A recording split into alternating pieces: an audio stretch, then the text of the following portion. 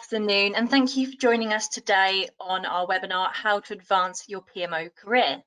Today we have Amy Lewis presenting, and Amy is one of our client leads at Wellingtone. She's also a PMO specialist with extensive experience in central government, with a particular focus on the value of the PMO as a strategic business partner. So, are you a natural born gold digger, a red queen, or feeling like a rock? No idea what we're talking about? Amy, over to you. Great, thank you very much, Hannah, for the introduction. Good afternoon, everybody, and thank you very much for joining today's webinar on how to advance your PMO career. So just to give you a brief introduction to Wellington, we are a project, portfolio and work management consultancy based in Windsor. We also have offices in Dublin and Madrid. We are a Microsoft Gold partner, and we are APM accredited, and we are the only organisation to have both those affiliations. So a little bit about myself. So my name is Amy Lewis. I am a senior PPM consultant with Wellington. I have a background in teaching and PMO essentially. I became a qualified teacher about 10 years ago. So that's when I did my PGC at Southampton University, and then I taught for a couple of years, decided that wasn't quite the right career path for myself. So then I decided I wanted to get into project management. I took up a project administrator role at High Speed 2 and worked my way up there. I did my Prince 2 qualification, my PMP qualification, and it was a great grounding for me essentially into the world of project management. I then went contracting after a year and a half at High Speed 2, and then I took up various other project management and PSO roles, leading me to a PMO lead role at the Foreign and Commonwealth Office, where I worked on many different types of programmes at a range of scales and in different areas as well. So as you can tell, I've got a background in central government and PMO, and now I'm at Wellington, working with various central government and private sector clients. So that's me. You can find me on LinkedIn if you would like to add me. I post lots. And I also just wanted to mention as well, we have a future PMO event. I'll mention that again later on, but that is coming up next year. So that's a little bit about me. I would like to now just find out a little bit about you, please. So I'm just going to drag and drop this into my screen, and essentially what I'd like you to do is if you can go to www.menti.com, and it will prompt you to enter in a code. The code for this Menti is 1618181 as displayed on the screen, and I'd just like you to answer a couple of questions, the first being, where are you in your PMO career? So I'll give you a couple of minutes to do that.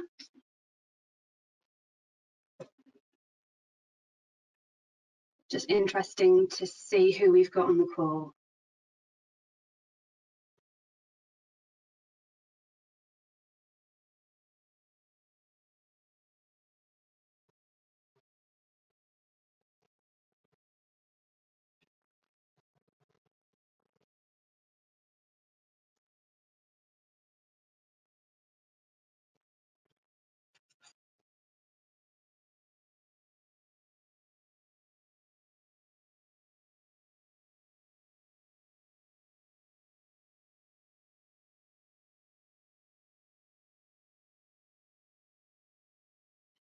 Okay, so I can see that we've got one newbie, two who are just beginning, oh, and two who are halfway up the ladder. So that's really interesting to see that we've got mainly new persons who are wanting to get into PMO or just starting out in their PMO career on the call. Oh, and we've got one more for halfway up the ladder, so that's great. So hopefully from today, what you'll gain is just some hints and tips in terms of how to further advance your career. And if you're only just starting out as well, then you're definitely in the right place in terms of getting some hints and tips. So I'm just going to close that down and go back to my slide deck. Okay, so the agenda then for this webinar is I'm just going to give a little brief introduction in terms of what PMO is, and the history of a PMO. And they're going to talk through some career theories. I'm going to relate that to some key takeaways for you. I'm then going to talk about the different ways in which we can learn and unlearn and how we can relate that to a career journey. And then I'm going to discuss some key actions, some key takeaways for you as well. Okay, so how would you define a PMO? I'm just going to again go back to my mentor meeting. What words would you describe? Okay, so if you can go back to menti.com, please. And I just thought it'd be quite interesting for the people who are on the call to add some words in that you would use to best describe what a PMO means to you. So I've given you some options. So again, if you can go back to that website, please, and just add in some words that will best describe a PMO. Give you 30 seconds or so to do that. Oh, excellent. Thank you very much. So we've got a centre hub, collaborative, innovative, and leaders. Excellent. Really interesting. I like that we've got leaders in there. Yes, definitely. And collaborative. I think that's super important when it comes to being involved in a PMO. Processes. Yes, absolutely. Processes. Centre hub. Excellence. Project management office. Yeah, great. Portfolio management.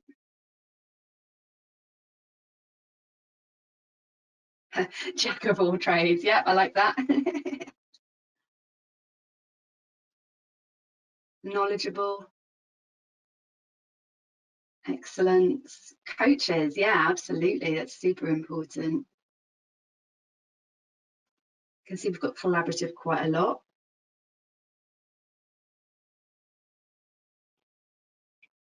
Flexible as well. Yeah, we need to be flexible. Absolutely.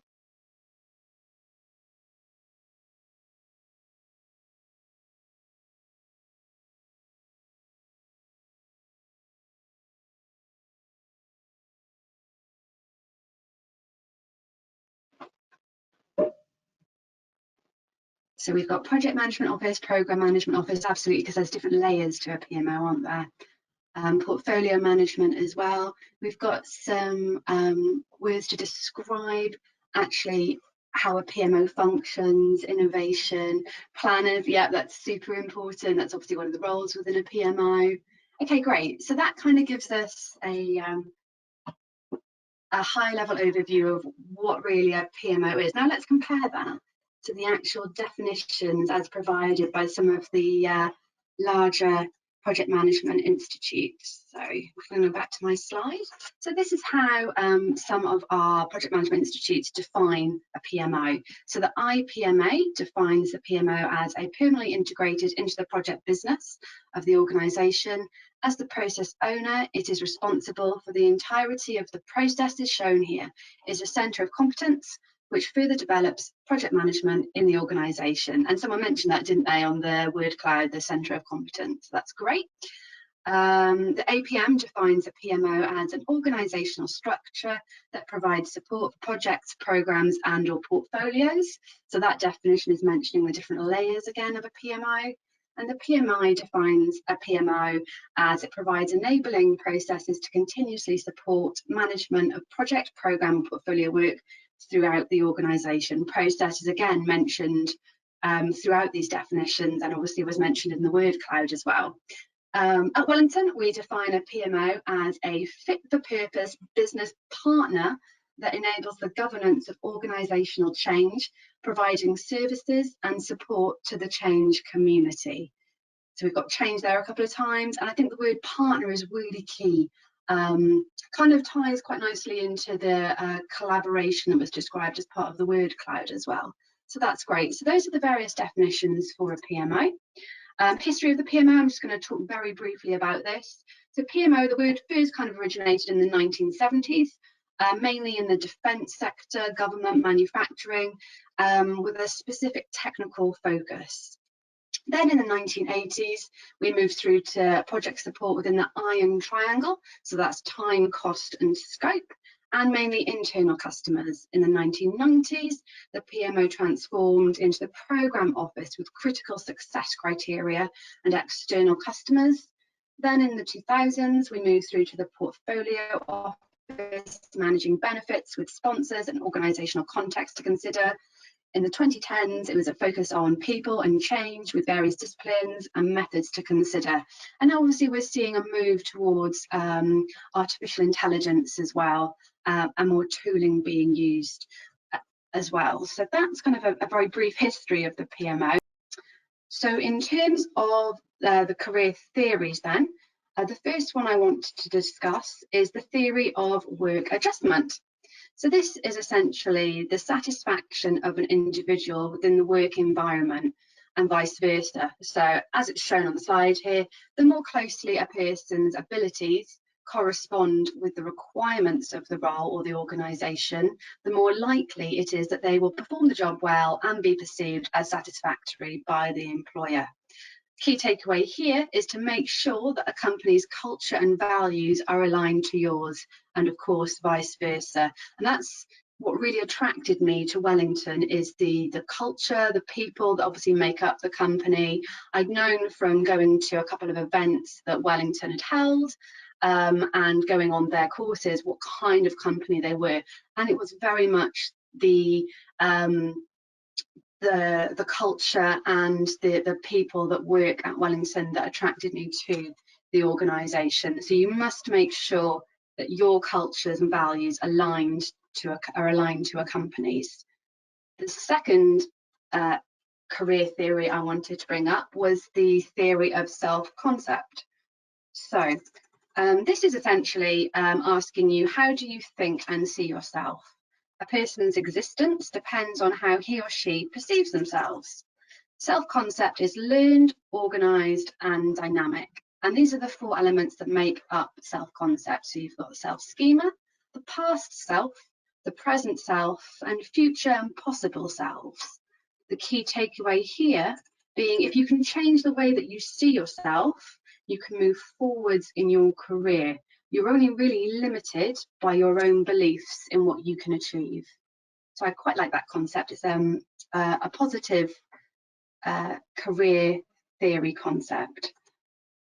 The third theory is the theory of circumscription and compromise, which is quite a mouthful, but it essentially means that we build a cognitive map of occupations by picking up occupational stereotypes from those around us.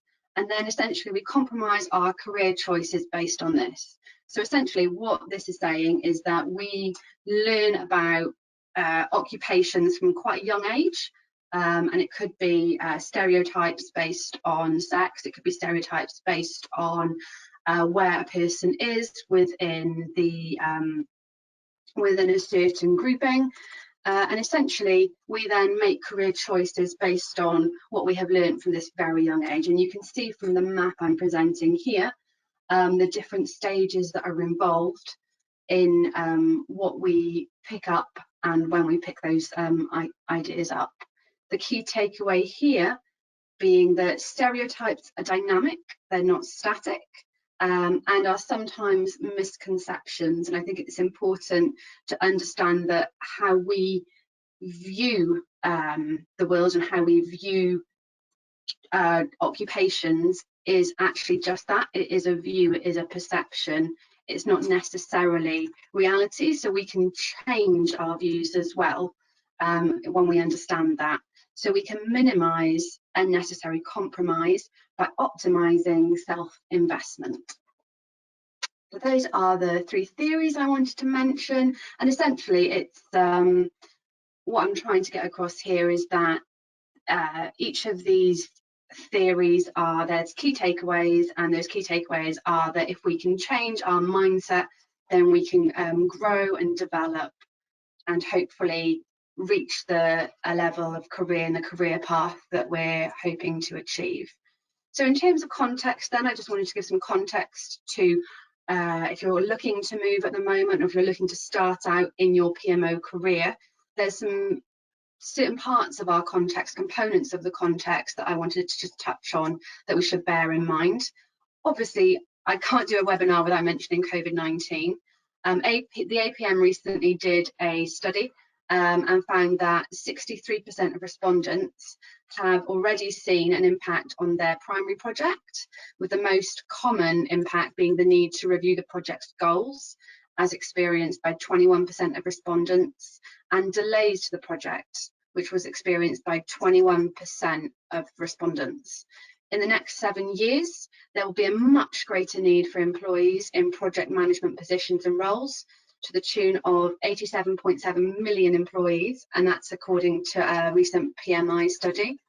And with more roles to fill, both in project management and on project teams, companies and project managers will need to look to new places for skilled workers. What I found really interesting was 33% of companies were using freelancers or alternate solutions for IT projects. That was a study done by Deloitte in 2019. And we believe that this trend will continue as more talent is needed and as competition for skilled and qualified individuals increases. Also, artificial intelligence. So there's different components of artificial intelligence, AI, that I wanted to discuss on this webinar. The first being expert systems. So this can impact PMOs. Expert systems essentially emulate the decision-making of a human expert. They're designed to reason their way through large bodies of knowledge, learning rules as they go. An example would be early chess playing programs, like the first one to beat a human. This relied on an expert system. So you can see how expert systems are likely to play a pivotal role in PMOs in the future, and how PMO roles might have to adapt based on this. Another aspect of AI I wanted to mention was deep learning. This essentially imitates how the human brain works and creates patterns of learning and data processing.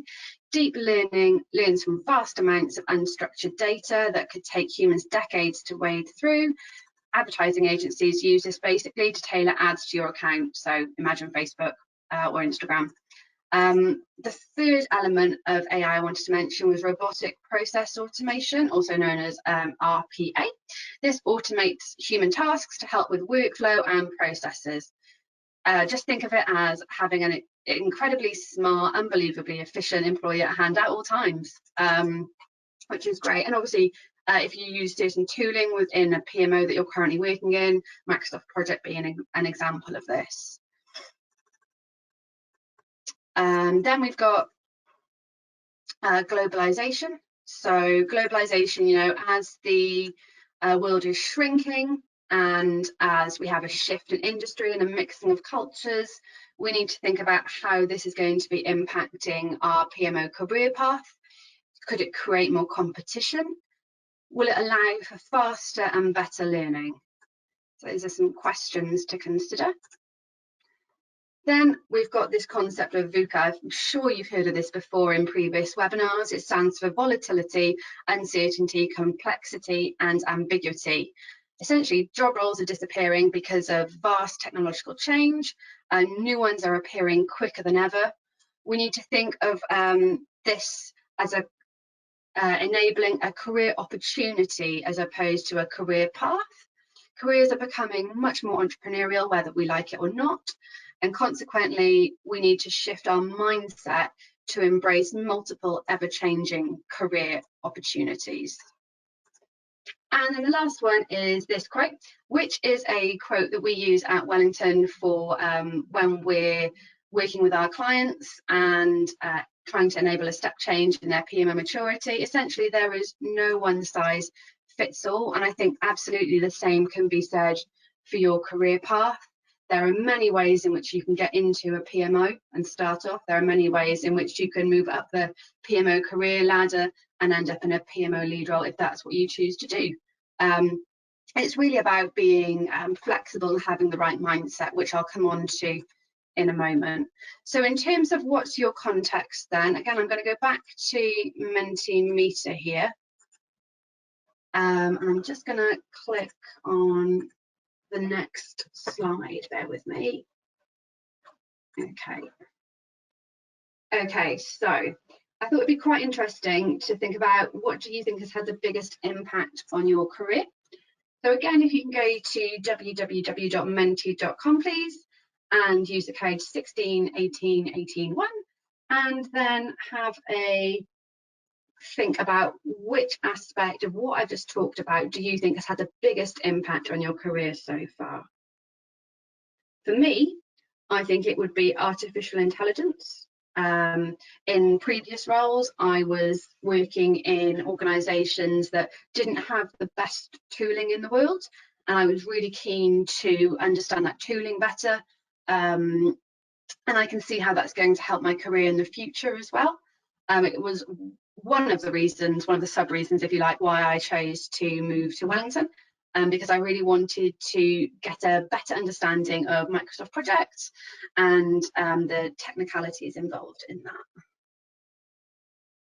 So, okay, everyone's saying so far that VUCA has been the biggest impact on your career. Interesting. Okay. Thank you for that.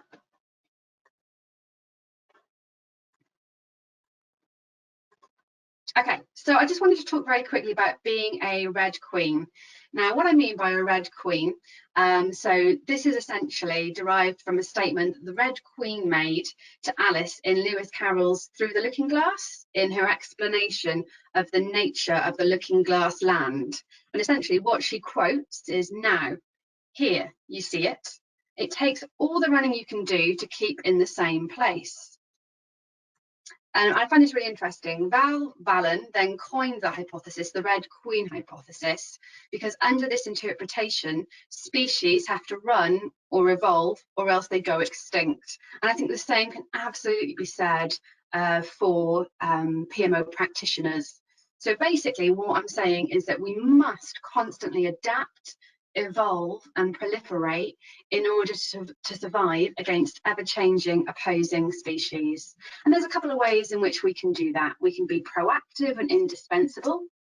We can move up, move sideways or move out, and what that essentially means is try and move up where you are. So move up in your career, move sideways to take a sideways step in your career, in your organisation, or actually move out either of your organisation or obviously out of that particular discipline. Absolutely, this is a real mindset.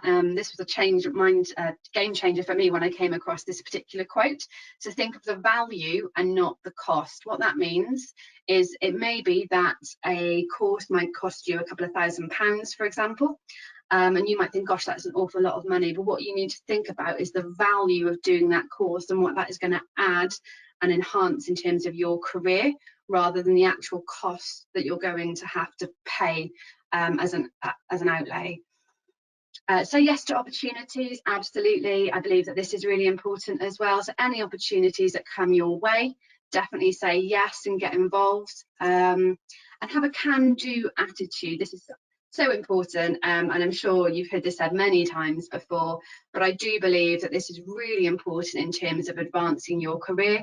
And if you can't do something, then learn how to do it one way or another, either by asking other people, asking colleagues, or maybe just Googling it.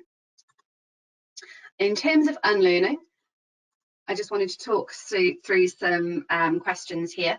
So do you have a skills or a knowledge gap? If you do, then you probably want to do something about it. In terms of adopting an attitude of self-direction, I've got some examples here of how you can do that. So you can research how remote work can be improved in your department so you can meet or exceed corporate objectives in spite of the disruption that's currently taking place. You could help other people within the company by sharing best practices. If you've mastered an aspect of online meetings, for example, or how to elevate the customer experience, you can volunteer to train others. If your role is not needed during this current phase, then figure out what transferable skills you have for other departments where it's needed. A technical external salesperson, for example, may shift to an online customer support role by volunteering to help. And that's again coming back to the previous slide in terms of having the right attitude and just getting involved, being really proactive, and just looking at your skills and what are your transferable skills essentially. Upskill and reskill for workplace needs, and reflect and rethink on your skills as well. Foster an unlearning and relearning mindset. So the pace of business change has intensified dramatically now, as nearly 70% of executives agree that their industry will change more in the next 5 years than it did in the previous 50 years. It's about being courageous to challenge the status quo, things I know that are no longer critical to survive in the future, and breaking down old rules to write new ones. For instance, successful entrepreneurs continue to unlearn their mistakes and learn and relearn new ways to disrupt a particular industry until they achieve success. Kodak being an example of this, unfortunately. So that's that there. What do you need to do to unlearn? So neuroplasticity then. So neuroplasticity is the ability of the brain to form and reorganize synaptic connections, especially in response to learning or experience or following industry. In the last 40 years, theory has changed and the brain is no longer fixed. So there is potential for lifelong brain development. Neuroplasticity refers to the lifelong capacity of the brain to change and rewire itself in response to the stimulation of learning and experience. So essentially what I'm saying here is that you have the ability to continue to learn throughout the whole of your life, which is great. Imposter syndrome. So this is something that I have definitely felt before in the past, and I'm sure many of my colleagues have as well.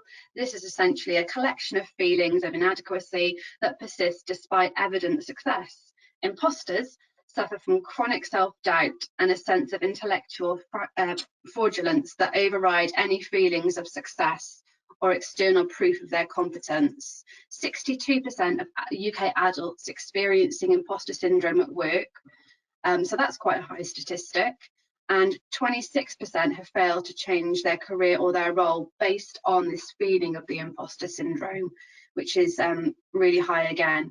How to manage the imposter syndrome is essentially there is no cure. It can be managed over time, but will unfortunately never completely disappear. You should talk about your feelings. If you don't have a support in place, find a community online. Tends to affect high achievers as well, so people who set themselves really high targets. And obviously it is irrational to try to combat that irrationality by using your rational mind. Write down all your achievements, look at your career history. If you've been successful, accept that it's because you are good at your role, and accept your strengths and limitations as well. There is this fear of failure as well that we need to combat, and again that is using your positive mindset and your rational side of the brain to know that you can do this and you can move up in your PMO career. And surround yourself with people who are better than you. I think that's super important as well. That's again another reason why I joined Wellington, is because I wanted to surround myself with people who are better than me and I can hopefully learn from them. And I would encourage you to do the same, whether that be in your organisation or through networking or through joining various other professional groups. And I'll talk about that in a moment. So what else can you do to advance your PMO career? There are a couple of books that I would recommend. The first being How to Design and Deliver the Best PMO for Your Business by Peter Taylor. This provides a clear framework to conceive, design, build, prove and embody an enterprise PMO inside an organisation, dealing with the strategic intentions, the politics, the people and the projects. The second book I'd recommend is The DNA of Strategy Execution by Jack Duggal, and that essentially decodes the core elements of management and strategy. And as a project, program or portfolio manager, it gives you the skills, competencies and intelligence necessary to thrive in today's turbulent world. Level Up Your PMO. That's again another book I would recommend. It's a reference guide based on 6 key areas and is for those that want some industry insight or to boost and improve the performance of a PMO.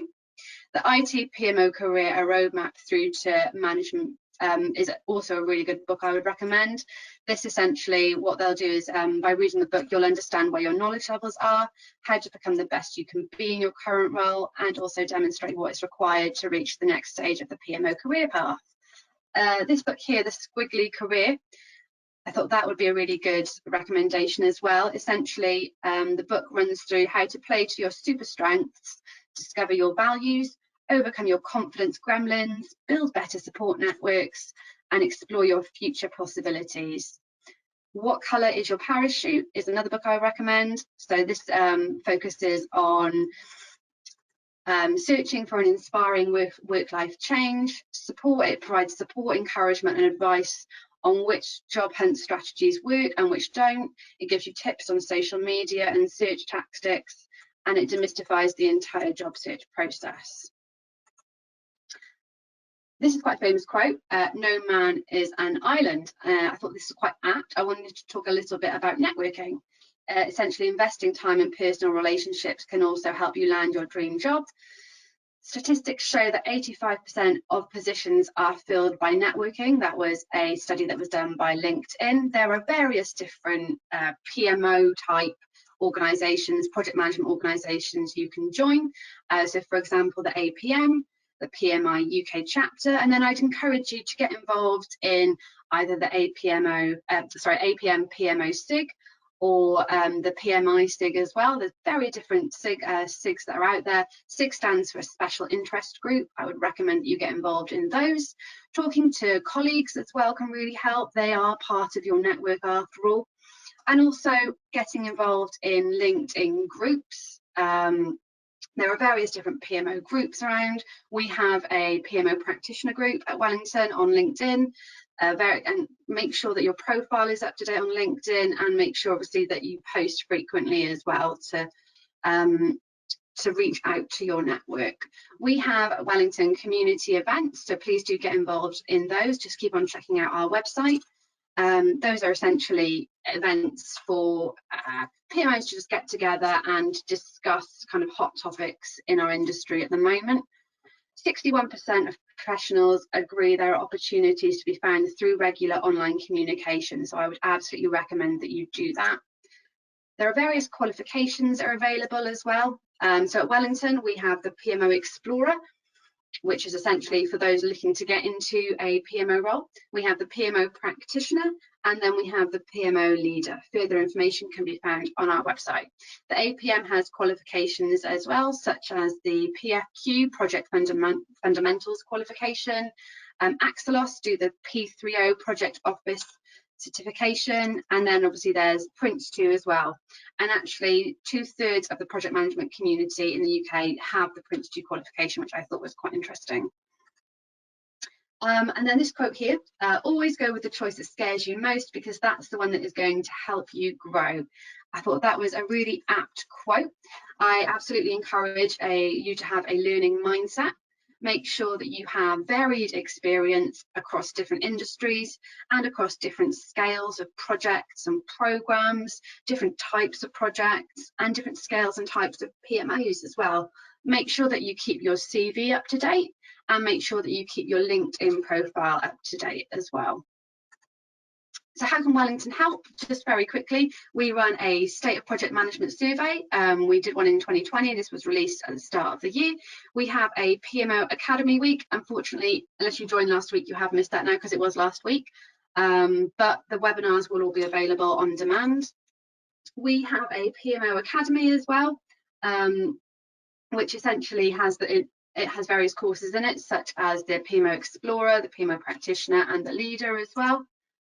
We have a Doctor PMO, which essentially is if you've got a problem with your PMO, a certain issue, you can write in and we will look to provide guidance and support in terms of how you can resolve that. We hold a Future PMO one-day event. Next year it's going to be the 14th of October. Again, further information can be found on our website regarding that, but it's essentially a no sales event where you can meet with other like-minded PMO practitioners. Really good for networking, and there are always some really good speakers.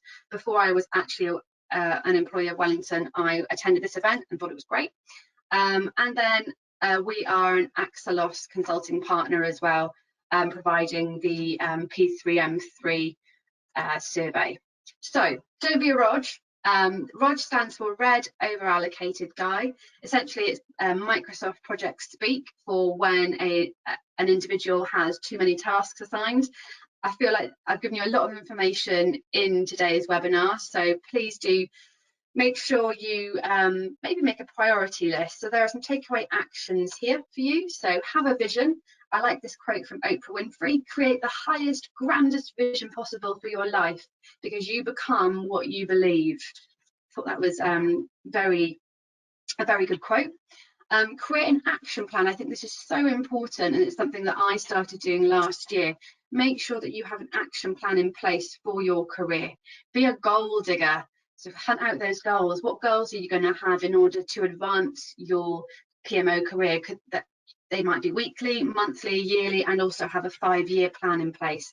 Get a career squad. I think this is, again, one of the key takeaways from this webinar, is make sure that you've got people who are helping you, supporting you, providing guidance and promoting you as well, whether that be a coach or a mentor or both.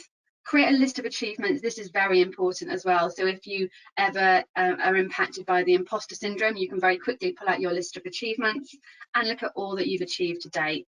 Create a list of PMO transferable skills. That's really important.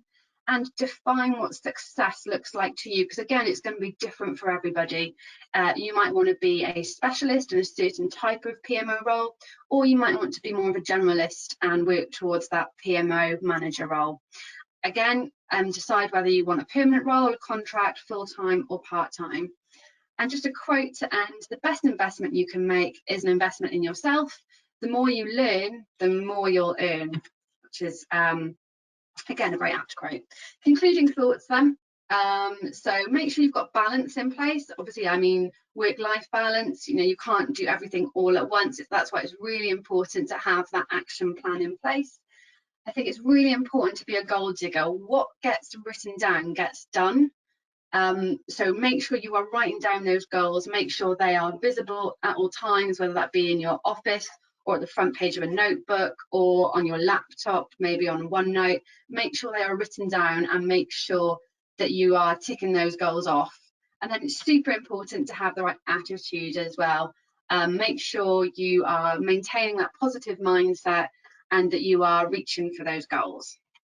And then just to end, I've got one more little survey, which is what action will you commit to? So what I'd really like you to do now is just take a moment and think about everything that I've covered on this webinar, and what 2 things can you commit to doing in the next week to advance your PMO career.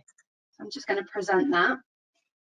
Have a little think and think about 2 things that you can do in order to advance your PMO career.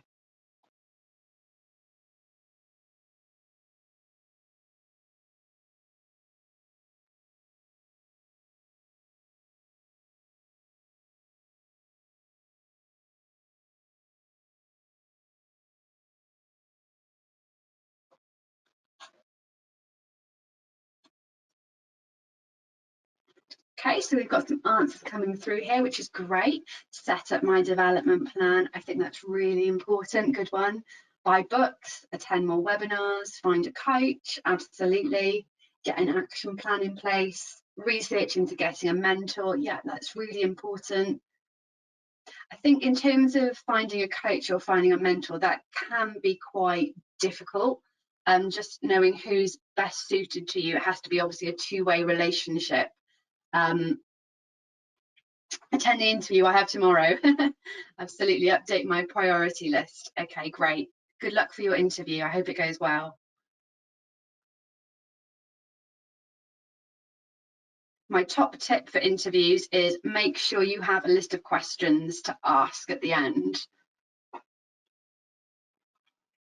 In terms of, you might want to ask what the culture is like, or what are their key values, or the question I always ask is, do you have any reservations about my ability to do this role? Which is always a really good question to ask, because then it gives you the opportunity to answer any reservations that they may have. Okay, thank you everyone for that. I'm going to hand back to Hannah now for any questions. Thank you so much, Amy, for the great webinar. We hope that you've given a lot of tips and great advice to some budding PMO professionals. I'm just having a look, and we do have some questions. So I'll go through some of those now. So the first question is, I'm a project manager and looking to get more into PMO. What is your top tip?